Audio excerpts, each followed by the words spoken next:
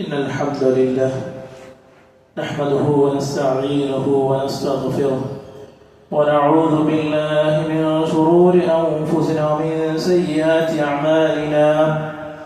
من يهده الله فلا مضل له ومن يضلل فلا هادي له، وأشهد أن لا إله إلا الله وحده لا شريك له، وأشهد أن محمدا عبده ورسوله أرسله بالهدى ودين الحق ليظهره على الدين كله ولو كره المشركون.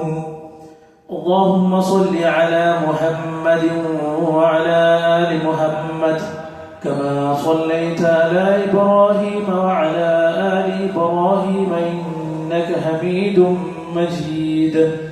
اللهم بارك على محمد وعلى آل محمد كما باركت على إبراهيم وعلى آل إبراهيم إنك حميد مجيد. أما بعد، فإن خير الكلام كلام الله، وخير الهدي هدي محمد صلى الله عليه وسلم، وشر الأمور محدثاتها، وكل محدثة بدعة، وكل بدعة ضلالة، وكل ضلالة في النار. أعوذ بالله من الشيطان الرجيم.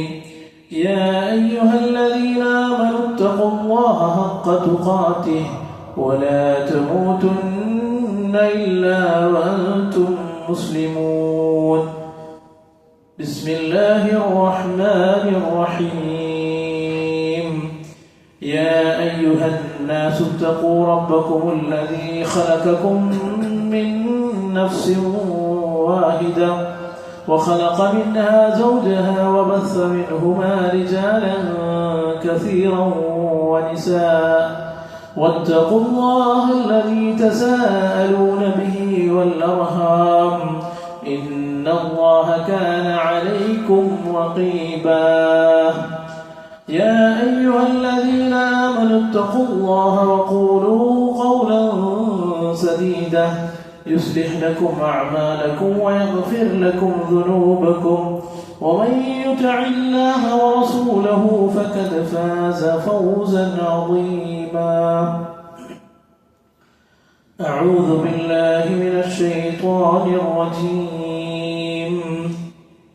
إن الذين قالوا ربنا الله ثم استقاموا تتنزل عليهم الملائكة ألا تخافوا ولا تحزنوا وأبشروا بالجنة التي كنتم توعدون.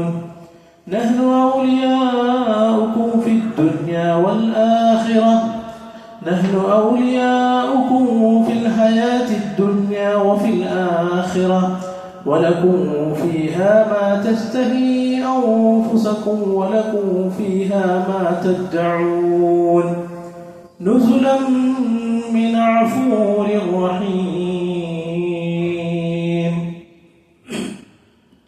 أيها الإخوة والأخوات، أوصيكم وإياي أولا بتقوى الله.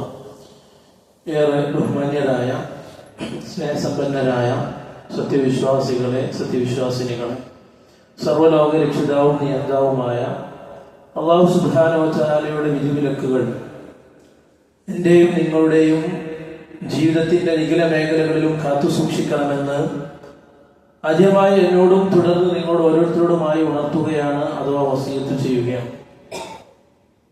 സഹോദരന്മാരെ, ഒരിക്കൽ മഹാനായ പ്രവാചകൻ സല്ലല്ലാഹു അലൈഹി വസല്ലമ തന്റെ അനുചരന്മാരോടൊത്തിരിക്കുന്ന സന്ദർഭത്തിൽ മരുഭൂമിയിൽ ഒരു നേർരേഖ വരയ്ക്കൽ, ഒരു വര വരച്ചു. സ്വഹാബത്ത് ഇങ്ങനെ അത്ഭുതത്തോടുകൂടി നോക്കി നിൽക്കുകയാണ്. ആ സന്ദർഭത്തിൽ റസൂൽ സല്ലല്ലാഹു അലൈഹി വസല്ലമ ആ വരയോട് ചേർന്നുകൊണ്ട് അതിന്റെ ഓരോ ഓരങ്ങളിലും തുടർന്ന് ഇങ്ങനെ വേറെയും കുറെ ചെറിയ ചെറിയ വരകൾ വരച്ചുകൊണ്ടേയിരുന്നു. എന്നിട്ട് സ്വഹാബത്തിനോട് പറഞ്ഞു, ഹാദാ സിറാത്തി അൽ മുസ്തഖീം, ഇതാകുന്നു എന്റെ നേരായ മാർഗം. ഇതാകുന്നു ഋജുവായ പാത. അതിനു ചുറ്റും ചില പാതകൾ നിങ്ങൾക്ക് കാണാം. ആ ഓരോ പാതയിലും പിശാച് പതിയിരിക്കുകയും നമ്മൾ സഞ്ചരിക്കുന്ന ഈ നേരായ മാർഗത്തിൽ സിറാത്തുൽ മുസ്തഖീമിൽ നിന്നും എങ്ങനെ നമ്മളെ തെറ്റിക്കാം എന്ന് അവൻ പരിശ്രമിച്ചുകൊണ്ടേയിരിക്കുകയും ചെയ്യുമെന്ന് മഹാനായ പ്രവാചകൻ സല്ലല്ലാഹു അലൈഹി വസല്ലം നമ്മളെ പഠിപ്പിക്കണം. സഹോദരന്മാരെ, ഞാനും നിങ്ങളും എല്ലാ ദിവസവും 17 തവണ, ഏറ്റവും ചുരുങ്ങിയത് 17 തവണയെങ്കിലും നമ്മൾ സിറാത്തുൽ മുസ്തഖീമിനെ ചോദിക്കാറുണ്ട്. സൂറത്തുൽ ഫാത്തിഹയിൽ നമ്മൾ പാരായണം ചെയ്യുന്നു, ഇഹ്ദിനസ് സിറാത്തൽ മുസ്തഖീം. റബ്ബിനെ പുകഴ്ത്തി പ്രശംസിച്ചതിന് ശേഷം നമ്മൾ പ്രാർത്ഥിക്കുകയാണ്, ഇഹ്ദിനസ് സിറാത്തൽ മുസ്തഖീം, റബ്ബേ ഞങ്ങളെ നേരായ മാർഗത്തിലാക്കണമേ എന്ന്. പക്ഷേ ഈ പ്രാർത്ഥന ഞാനും നിങ്ങളും പ്രാർത്ഥിക്കുന്നത് അത് മനസ്സറിഞ്ഞിട്ടാണോ എന്നുള്ളിടത്താണ് നമ്മുടെ ചർച്ച വരുന്നത്. സഹോദരന്മാരെ, വിശുദ്ധ ഖുർആനിൽ അല്ലാഹു സുബ്ഹാനഹു വ തആല ഇസ്തിഖാമത്തിനെ പരിചയപ്പെടുത്തുന്നുണ്ട്. ദീനിന്റെ വളരെ പ്രധാനപ്പെട്ട സംഗതിയായിക്കൊണ്ടാണ് ഇസ്തിഖാമത്തിനെ പരിചയപ്പെടുത്തുന്നത്. സൂറത്തുൽ ഫുസ്സിലത്തിലെ 30-ാമത്തെ വചനമാണ് ഞാൻ തുടക്കത്തിൽ ഓതി വെച്ചത്. ഇന്നല്ലദീന ഖാലൂ റബ്ബുനല്ലാഹ്, ഇന്നല്ലദീന, ഒരു വിഭാഗം ആളുകൾ അവർ പറയും, റബ്ബുനല്ലാഹ്, ഇന്നല്ലദീന ഖാലൂ റബ്ബുനല്ലാഹ്, ഞങ്ങളുടെ റബ്ബ് അത് അല്ലാഹുവാണ്, ഞങ്ങളുടെ രക്ഷിതാവ് അത് അല്ലാഹുവാണെന്ന് അവർ പറയും, അവർ പ്രഖ്യാപിക്കും. ഹുമ്മസ്തഖാമു, പിന്നീട് അവർ അതിൽ അടിയുറച്ചു നിൽക്കുന്നു. വെറുതെ അവർ വാക്കുകൾ കൊണ്ട് അങ്ങനെ പറയല്ലേ ചെയ്യാം. സുമ്മസ്തഖാമു, പിന്നീട് അവർ അതിൽ അടിയുറച്ചു നിൽക്കുന്നതിനൊക്കെ കാണാം. നിങ്ങൾ നോക്കൂ എത്രത്തോളം എന്ന് വെച്ചാൽ, ഇന്നല്ലദീന ഖാലൂ റബ്ബുനല്ലാഹ്, ഞങ്ങളുടെ റബ്ബ് അല്ലാഹുവാണെന്ന് അവർ പ്രഖ്യാപിച്ചതിന് ശേഷം അവരുടെ മുകളിൽ വലിയ ഖനമേറിയ പാറക്കല്ലുകൾ കൊണ്ടുപോയി വെച്ചു. പക്ഷെ ഒരു അണുകിട അവർ വ്യതിചലിച്ചില്ല. അവരുടെ ശരീരം ചൂടേറിയ മൂർച്ചയേറിയ ഇരുമ്പ് ചീർപ്പുകൾ കൊണ്ട് മാംസവും എല്ലുകളും വേർതിരിക്കുമാറ് പലതരത്തിലുള്ള ഉപദ്രവങ്ങളും പീഡനങ്ങളും നടത്തി. പക്ഷെ അതൊന്നും അവരെ ആ ഇസ്തിഖാമത്തിൽ നിന്നും, ഇന്നല്ലദീന ഖാലൂ റബ്ബുനല്ലാഹ്, ഞങ്ങളുടെ റബ്ബ് അല്ലാഹുവാണെന്ന് പറഞ്ഞതിന് ശേഷം പിന്നെ ഒരടി പിന്നോട്ട് പോകാൻ എന്തെല്ലാം സംഭവിച്ചിട്ടുണ്ടെങ്കിലും അതൊന്നും അതിന് കാരണമായില്ല. മാത്രമല്ല, പല ആളുകൾക്കും പല പ്രലോഭനങ്ങളും നൽകി. മഹാനായ പ്രവാചകൻ സല്ലല്ലാഹു അലൈഹി വസല്ലമയുടെ അടുക്കൽ വന്നുകൊണ്ട് മക്കയിലെ മുശ്രിക്കുകൾ പറഞ്ഞു, ഇതേ നിനക്കിതാ ഇന്ന കാര്യങ്ങൾ വാഗ്ദാനം നൽകാം, ഇന്ന കാര്യങ്ങൾ നിനക്ക് നൽകാം എന്ന് പറഞ്ഞപ്പോ അതിനെ മധ്യസ്ഥനായി അയച്ച മഹാനായ പ്രവാചകന്റെ പിതൃവ്യൻ അബൂ ത്വാലിബിനോട് പ്രവാചകൻ തിരിച്ചു പറഞ്ഞ മറുപടി എന്താണെന്ന് നമുക്കറിയോ? എന്റെ വലത് കൈയിൽ സൂര്യനെയും എന്റെ ഇടത് കൈയിൽ ചന്ദ്രനെയും വെച്ച് തരാമെന്ന് പറഞ്ഞാൽ പോലും ഞാൻ ഈ നിലകൊള്ളുന്ന ആദർശത്തിൽ നിന്നും ഒരിഞ്ച് പിറകോട്ടില്ല എന്ന് മഹാനായ പ്രവാചകൻ സല്ലല്ലാഹു അലൈഹി വസല്ലമ മക്കയിലെ മുശ്രിക്കുകളോട് പറയാൻ വേണ്ടി തന്റെ മൂത്താപ്പയോട് പറഞ്ഞു കൊടുക്കുക. സഹോദരന്മാരെ, ഇതാണ് ദീന് മനസ്സിലാക്കിയാൽ അതിൽ അടിയുറച്ച് നിൽക്കുക എന്നുള്ളത്. അതിനെന്തെങ്കിലും പ്രതിസന്ധികളും പ്രയാസങ്ങളും വരുമ്പോൾ പിറകോട്ട് നിൽക്കലല്ല. എന്തെങ്കിലും പ്രലോഭനങ്ങൾ വരുമ്പോഴേക്കും ദേഹേച്ഛകൾക്ക് അടിമപ്പെട്ടുകൊണ്ട് പിശാചിന്റെ കെണിയിൽ അകപ്പെട്ടുകൊണ്ട് പോകാറില്ല. നേരെ മറിച്ച് അടിയുറച്ച് നിൽക്കണം. നിങ്ങൾ നോക്ക്, ഇന്നത്തെ കാലത്ത് നമുക്കത് കാണാൻ സാധിക്കും. അതേ മഴ പോലെ ബോംബുകൾ തങ്ങൾക്ക് മുകളിൽ വർഷിക്കുന്നു, മിസൈലുകൾ പായുന്നു. പക്ഷേ അതൊന്നും അവരുടെ ഈമാനിനെ വ്യതിചലിക്കുന്നില്ല. മാത്രമല്ല, മസ്ജിദുൽ അഖ്സയിൽ നമുക്ക് കാണാൻ സാധിക്കുന്ന കാഴ്ച എന്താണ്? അതേ ശത്രുവിന്റെ പട്ടാളക്കാരുടെ യന്ത്രത്തോക്കുകൾക്ക് മുമ്പിൽ, അത് ഏത് സമയവും തീതുപ്പാവുന്ന യന്ത്രത്തോക്കുകൾക്ക് മുമ്പിലും സുജൂദുകളിൽ വീഴുന്ന, റുകൂകൾ ചെയ്യുന്ന, അതേ അവർ നമസ്കരിച്ചു കൊണ്ടിരിക്കുന്ന ഈമാനിന്റെ ശക്തിയുള്ള ആളുകളെ നമുക്ക് കാണാൻ സാധിക്കും. ഇങ്ങനെയായിരിക്കണം ഇന്നല്ലദീന ഖാലൂ റബ്ബുനല്ലാഹ് സുമ്മസ്തഖാമു. ആ ഇസ്തിഖാമത്തോടു കൂടി ആ മാർഗത്തിൽ നമുക്ക് നിലകൊള്ളാൻ സാധിക്കണം. എന്നാൽ മറ്റൊരു വിഭാഗത്തെ കുറിച്ചും ഖുർആൻ പരിചയപ്പെടുത്തുന്നുണ്ട്. വിശുദ്ധ ഖുർആനിലെ 2-ാം അധ്യായം സൂറത്തുൽ ബഖറയിലാണ് അല്ലാഹു സുബ്ഹാനഹു വ തആല പഠിപ്പിക്കുന്നത്. 8-ാമത്തെ ആയത്തിൽ കാണാം, വമിനൻ നാസി, ജനങ്ങളിൽ ചില ആളുകൾ, മയ്യഖൂലു, അവർ പറയും, ആമന്നാ ബില്ലാഹ്, ഞങ്ങൾ വിശ്വസിച്ചിട്ടുണ്ട്, ഞങ്ങൾ അല്ലാഹുവിൽ വിശ്വസിച്ചിട്ടുണ്ട്, വബിൽ യൗമിൽ ആഖിർ, അന്ത്യനാളിലും ഞങ്ങൾ വിശ്വസിച്ചിട്ടുണ്ട് എന്നവർ പറയും. പക്ഷേ അല്ലാഹു അവരെ കുറിച്ച് പറയുന്നു, വമാ ഹും ബിമുഅ്മിനീൻ, അവർ വെറുതെ നാവുകൊണ്ട് പറയുന്നത് നിങ്ങൾ നോക്കണ്ട, അവരുടെ ഹൃദയത്തിൽ ഈമാൻ ഇറങ്ങിയിട്ടില്ല എന്ന് അല്ലാഹു സുബ്ഹാനഹു വ തആല പഠിപ്പിക്കുകയാണ്. സഹോദരന്മാരെ, ഇതിലേതിലാണ് നമ്മൾ പെടുക? ആരെ കുറിച്ചാണ് റബ്ബ് ഇത് പറഞ്ഞത്? ആദ്യം പറഞ്ഞത് നമുക്കറിയാം, നമുക്ക് മനസ്സിലായി. എന്തെല്ലാം നമ്മുടെ റബ്ബ് അല്ലാഹു ആണെന്ന് പറഞ്ഞതിന് ശേഷം എന്ത് തന്നെ സംഭവിച്ചാലും, എന്ത് തന്നെ പ്രയാസങ്ങളും പ്രതിസന്ധികളും ഉണ്ടായാലും അതിൽ നിന്നും ഒരിഞ്ച് പിറകോട്ട് പോകാത്തവർ. മറ്റു ചില ആളുകൾ ചില താല്പര്യങ്ങൾക്ക് വേണ്ടി അല്ലെങ്കിൽ ചില കാര്യങ്ങൾക്ക് വേണ്ടി ചില സാഹചര്യത്തിലെല്ലാം ഞങ്ങളെ റബ്ബ് അല്ലാഹുവാണ്, ഞങ്ങൾ പരലോകത്തിൽ വിശ്വസിക്കുന്നവരാണ് എന്ന് പറഞ്ഞിട്ടുണ്ടെങ്കിൽ കൂടി ഹൃദയത്തിൽ ഈമാനില്ലാത്ത ആളുകൾ അതാരാണെന്ന് നമ്മൾ മനസ്സിലാക്കേണ്ടതുണ്ട്. സഹോദരന്മാരെ, നമ്മൾ മനസ്സിലാക്കേണ്ടതുണ്ട്. നമ്മളെ സംബന്ധിച്ചിടത്തോളം പലപ്പോഴും നമ്മൾ പല ആളുകളും അതിനെക്കുറിച്ച് അശ്രദ്ധരാണ്. ഇത് മുനാഫിക്കുകളെ കുറിച്ചാണ്, ഹൃദയത്തിൽ കാപ്പട്യമുള്ള ആളുകളെ കുറിച്ചാണ് അല്ലാഹു പറഞ്ഞത്. നമ്മൾ പലപ്പോഴും വിചാരിക്കും, എനിക്കൊന്നും നിഫാഖ് ഉണ്ടാവില്ല, ഞാനൊന്നും കപട വിശ്വാസിയാവില്ല. കാരണം ഞാൻ ആരാണ്? ഞാൻ റമദാനിൽ 30 നോമ്പ് നോറ്റവനാണ്. എല്ലാ ദിവസവും രാത്രി ഞാൻ ദീർഘമായി നിന്ന് നമസ്കരിച്ചവനാണ്. വിശുദ്ധ ഖുർആൻ ഒന്നല്ല പലതവണ ഖതം തീർത്തവനാണ് ഞാൻ. ഏറ്റവും മുന്നിലത്തെ സഫിൽ നിന്നവനാണ് ഞാൻ.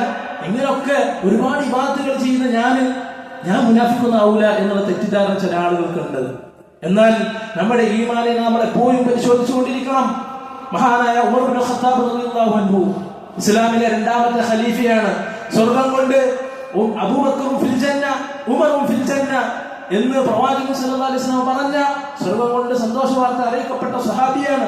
മാത്രമല്ല, ഉമർ പ്രവേശിക്കുന്ന വഴിയിൽ പിശാച് മാറിപ്പോകും എന്ന് പറഞ്ഞ അങ്ങനെ ഒരുപാട് ഈമാനിന്റെ സവിശേഷതകൾ നിറഞ്ഞ ആ സ്വഹാബി മഹാനായ പ്രവാചകൻ സല്ലല്ലാഹു അലൈഹി വസല്ലമയുടെ രഹസ്യ സൂക്ഷിപ്പുകാരനായ ഹുദൈഫത്തുൽ യമാൻ എന്ന സ്വഹാബിയുടെ അടുക്കൽ വരികയാണ്.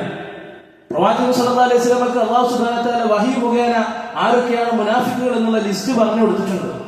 പ്രവാചകന്റെ ചില സുരക്ഷിതത്വത്തിന് വേണ്ടി, ഈ ദീനിന്റെ സുരക്ഷിതത്വത്തിന് വേണ്ടി അത് പറഞ്ഞു കൊടുത്തിട്ടുണ്ട്.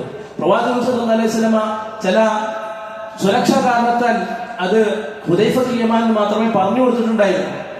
അങ്ങനെ ഹുദൈഫത്തുൽ യമാൻ റളിയല്ലാഹുവിന്റെ അടുക്കൽ വന്ന് ഉമർ ഇബ്നു ഖത്താബ് റളിയല്ലാഹു ചോദിക്കാണ്, ആരാണ് മുനാഫിക്കുകളുടെ ലിസ്റ്റിൽ എന്റെ പേരുണ്ടോ? അപ്പൊ ഉമർ റളിയല്ലാഹു ചോദിക്കാണ്, ആ മുനാഫിക്കുകളുടെ റസൂൽ സല്ലല്ലാഹു അലൈഹി വസല്ലം പറഞ്ഞ ലിസ്റ്റിൽ എന്റെ പേരുണ്ടോ ഹുദൈഫ എന്ന് വളരെ വിനയത്തോടുകൂടി, ഒരു കുട്ടിയുടെ മനോഭാവത്തോടു കൂടി മഹാനായ ഉമർ ഇബ്നു ഖത്താബ് റളിയല്ലാഹു ചോദിക്കാണ്. സഹോദരന്മാരെ, നമ്മൾ മനസ്സിലാക്കേണ്ടത്, നമ്മുടെ കൂട്ടത്തിൽ പല ആളുകളാണെങ്കിൽ എന്താ ചെയ്യാ, അതില് അപ്പുറത്തെ ആളെ പേരുണ്ടോ മറ്റോന്റെ പേരുണ്ടോ എന്ന് നോക്കാം. എന്നാൽ സ്വഹാബത്ത് അങ്ങനെ ആയിരുന്നില്ല. അവരവരുടെ ഈമാൻ എത്രത്തോളം ശോഷിച്ചു പോയിട്ടുണ്ട്, അത് നന്നാക്കാൻ എന്താണ് ചെയ്യുക എന്നാണ് നോക്കാറുള്ളത്. ചരിത്രത്തിൽ ഒരുപാട് തെളിവുകൾ നമുക്ക് കാണാൻ സാധിക്കും. മഹാനായ താബിഈ വര്യൻ ഹസനുൽ ബസ്രി റഹിമഹുല്ലാഹ് അദ്ദേഹം പറയാണ്, എന്താണ് അദ്ദേഹം പറയുന്നത്, സഹാബ, എനിക്ക് 30-ലധികം സഹാബികളെ കാണാനുള്ള തൗഫീഖ് ഉണ്ടായിട്ടുണ്ട്, അതിനുള്ള ഭാഗ്യം ഉണ്ടായിട്ടുണ്ട്. പക്ഷേ കുല്ലുഹും യഖാഫൂന അനി നിഫാഖ്, എല്ലാ സ്വഹാബികളും നിഫാഖിനെ ഭയപ്പെട്ടിരുന്നു. ഞങ്ങൾ മുനാഫിക്കായി പോകുമോ എന്നുള്ള പേടി അവർക്കുണ്ടായിരുന്നു. കാരണം എന്താ, അവരടുത്ത് ഈമാൻ ഉണ്ട്, അതുകൊണ്ടാണ് നഷ്ടപ്പെടുമെന്നുള്ള പേടിയുള്ളത്. നമുക്ക് പേടിയില്ലാത്ത എന്തുകൊണ്ടാ? നമ്മുടെ വിശ്വാസത്തിൽ കളങ്കം സംഭവിക്കുമോ എന്ന് നമുക്ക് ഭയമില്ലെങ്കിൽ നമ്മുടെ വിശ്വാസത്തിൽ എന്തോ ഒരു കേടുപാടുണ്ട്, അത് പരിശോധിക്കപ്പെടേണ്ടതുണ്ടെന്ന് നമ്മൾ മനസ്സിലാക്കണം. സ്വഹാബികൾ ഭയപ്പെട്ടത് അവർക്ക് ഉണ്ടായിരുന്നത് സ്വത്തും പണവുമല്ല, ഇത് കള്ളം മോഷ്ടിച്ചുകൊണ്ട് പോകുന്നല്ല. അവർക്ക് ഭയമുണ്ടായിരുന്നത് അവർ നേടിയെടുത്ത ആ ഈമാൻ ഇത് ചോർന്നു പോകുമോ, ദുനിയാവിന്റെ ഏതെങ്കിലും താല്പര്യങ്ങളിൽപ്പെട്ട് ഇത് നഷ്ടപ്പെടുമോ, അതല്ലെങ്കിൽ പിശാചിന്റെ ഏതെങ്കിലും കെണിയിൽ അകപ്പെട്ടുകൊണ്ട് ദേഹേച്ഛകൾക്ക് അടിമപ്പെട്ടുകൊണ്ട് താൻ ആർജിച്ചെടുത്ത ഈമാൻ അത് ചോർന്നു പോകുമോ എന്ന് ഭയമായിരുന്നു. അതുകൊണ്ട് സഹോദരന്മാരെ, നമ്മൾ മനസ്സിലാക്കേണ്ടത്, നമ്മളെ സംബന്ധിച്ചിടത്തോളം ആ ഈമാനിന്റെ കാര്യത്തിൽ എപ്പോഴും ശ്രദ്ധാലുക്കളാകണം. ഒരു സംഭവം കൂടി പറഞ്ഞ് ഞാൻ അവസാനിപ്പിക്കാം. മഹാനായ ഹൻദല റളിയല്ലാഹു അൻഹു, ഗസീലുൽ മലായിക എന്നാണ് അദ്ദേഹത്തിന്റെ നാമം. മലക്കുകൾ കുളിപ്പിച്ചത് കാരണത്താലാണ് ആ പേര് കിട്ടിയത്. എന്താണ് അദ്ദേഹത്തിന് ആ പേര് ലഭിക്കാനുണ്ടായ കാരണത്തെ നമുക്കറിയാം. യുദ്ധ രണാങ്കണത്തിലേക്ക് തന്റെ ആദ്യ രാത്രിയിൽ തന്നെ അദ്ദേഹം സ്വർഗത്തിന്റെ മണം ഇതാ അടിച്ചു വീശുന്നു എന്ന് പറഞ്ഞുകൊണ്ട് ഇറങ്ങി തിരിച്ചതാണ്. അങ്ങനെ ആ രണഭൂമിയിൽ വെച്ച് ഷഹീദാവുകയും ഷഹീദായ ശേഷം അദ്ദേഹം ജനാപത്തുകാരനായത് കാരണത്താൽ മലക്കുകൾ കുളിപ്പിക്കുകയും ചെയ്ത സംഭവങ്ങളൊക്കെ നമുക്കറിയാം.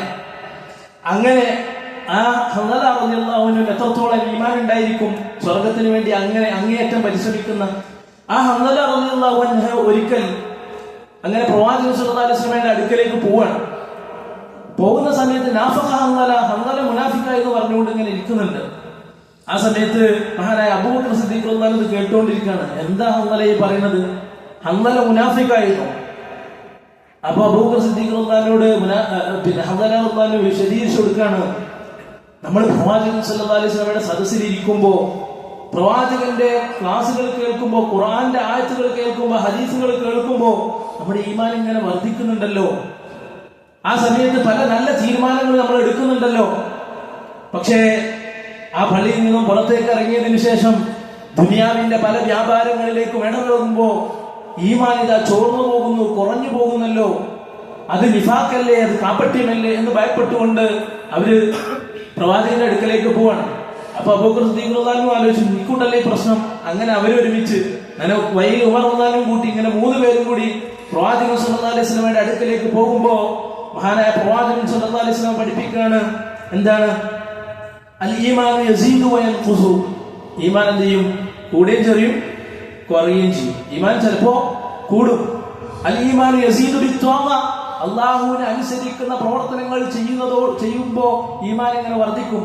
നമസ്കരിക്കുമ്പോ, ഖുർആൻ പാരായണം ചെയ്യുമ്പോ, ഖുതുബകൾ കേൾക്കുമ്പോ, മറ്റുള്ള നല്ല സദസ്സുകളിൽ പങ്കെടുക്കുമ്പോ, നന്മകൾ ചെയ്യുമ്പോ ഈമാൻ ഇങ്ങനെ വർദ്ധിക്കും. വയൻഖുസു അനിൽ മഅസിയ.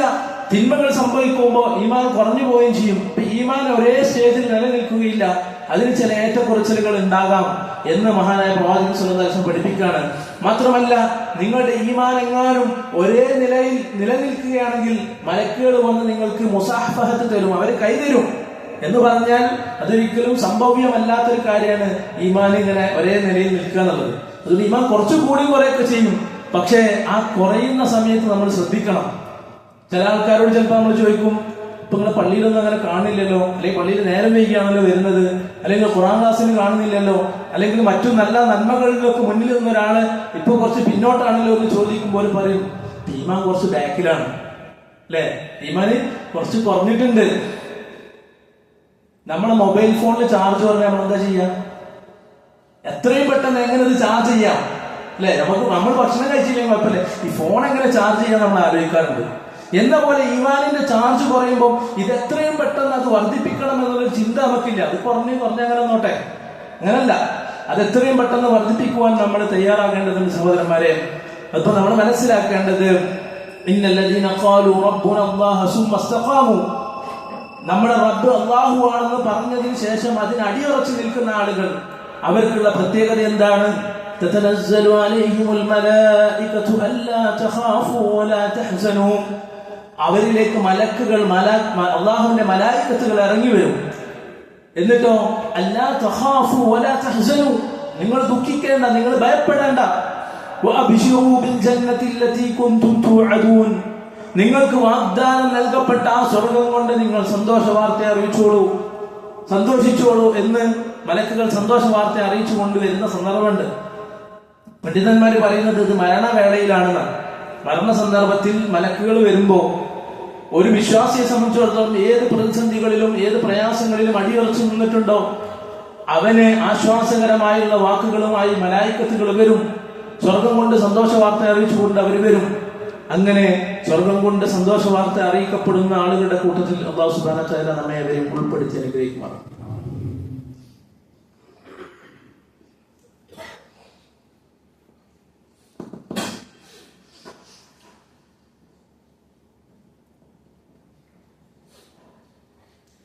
അൽഹംദുലില്ലാഹ് വസ്സലാത്തു വസ്സലാമു അലാ റസൂലില്ലാഹ് വഅലാ ആലിഹി വസഹ്ബിഹി അജ്മഈൻ. അമ്മാ ബഅദ്.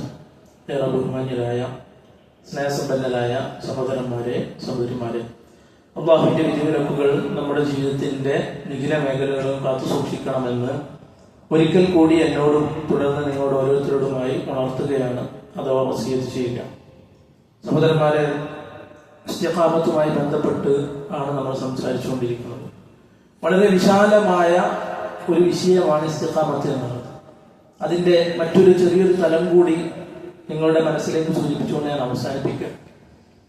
സഹോദരന്മാരെ, ഇസ്തിഖാമത്ത് എന്ന് പറഞ്ഞാൽ നേരെ നിലകൊള്ളുക എന്നുള്ളത്.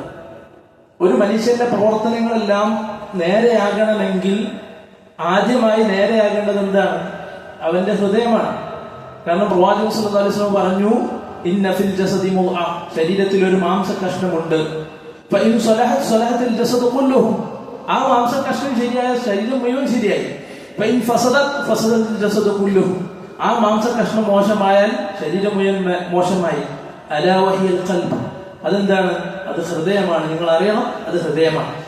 അതുകൊണ്ട് സഹോദരന്മാരെ, നമ്മുടെ ഹൃദയത്തെ നേരെയാക്കി തീർക്കുക എന്നുള്ളത് വളരെ പ്രധാനപ്പെട്ട ഒരു കാര്യമാണ്. അപ്പൊ ഇസ്തിഖാമത്തോടു കൂടി നിലകൊള്ളണമെങ്കിൽ ആദ്യം നമ്മുടെ ഹൃദയത്തെ ഇസ്തിഖാമത്തോടു കൂടി നിലനിർത്തണം.